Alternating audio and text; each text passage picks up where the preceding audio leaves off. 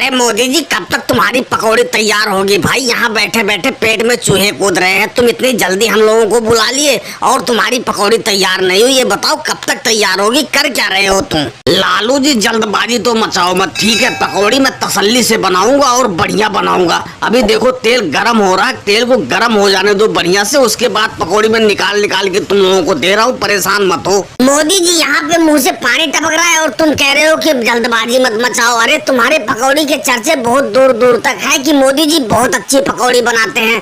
थोड़ा जल्दी कर लो भाई, हमें बहुत भूख लग रही है। राहुल, लो तेल गरम हो गया है, मैं पकौड़ी निकाल निकाल के दे रहा हूँ। यार तुम लोग जल्दबाजी मत मचाओ, बस पकौड़ी निकल रही है, देखो निकाल दिया बढ़िया से बढ़िया पकौड़ी।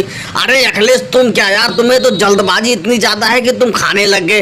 पहले सारी पकौड़ी निकल जाती, उसके बाद साथ में बैठ के खाते। मोदी जी, मुझसे बिल्कुल भी रुका नहीं जा रहा भाई, मैं पकौड़ी खा रहा हूँ, तुम निकालते जाओ, मैं खा रहा हूँ। तुम इस चीज की चिंता मत करो कि तुम्हारे लिए नहीं बचेगी, तुम्हारे लिए जरूर बचाऊंगा, लेकिन अब मुझसे रुका नहीं जा रहा भाई, मैं खा रहा हूँ। मोदी जी, तुमने राहुल के सामने भी पकौड़ी रख दी और अखिलेश के भी सामने पकौड़ी रख दी, हमारे सामने तो तुमने पकौड़ी रखी नहीं है। और पकौड़ी की इतनी खुशबू आ रही है कि अब मुझसे भी नहीं रुका जा रहा है। वैसे मोदी जी, तुम पकौड़ी जो खेत में बनाते हो ना, इसका राज क्या है जो तुम खेत में पकौड़ी बनाते हो? जरा हमको भी बता दो। लालू जी, मैं पकौड़े खेतों में इसलिए बनाता हूँ क्योंकि जब मेरे खेतों में पैदावार अच्छी होती है फसल की ना, तो मैं फिर खेतों में पकौड़े बना के लोगों की सेवा करता हूँ, ताकि खेत को भी पता लगे कि जो मैं फसल दे रहा हूँ अच्छा से अच्छा, वो मोदी जी कहीं ना कहीं खर्च कर रहे हैं अच्छे कामों में। इसलिए मैं खेतों में पकौड़े बना के आप जैसे लोगों को खिलाता हूँ। मोदी जी, एक चीज बताओ, कहीं तुम हमें गरीब समझ के तो पकौड़े खिलाने के लिए नहीं खेत में बुला लेते हो? अपने लिए पुण्य कमा रहे हो, हमारे लिए पाप चढ़ा रहे हो, ऐसी तो कोई बात नहीं है ना।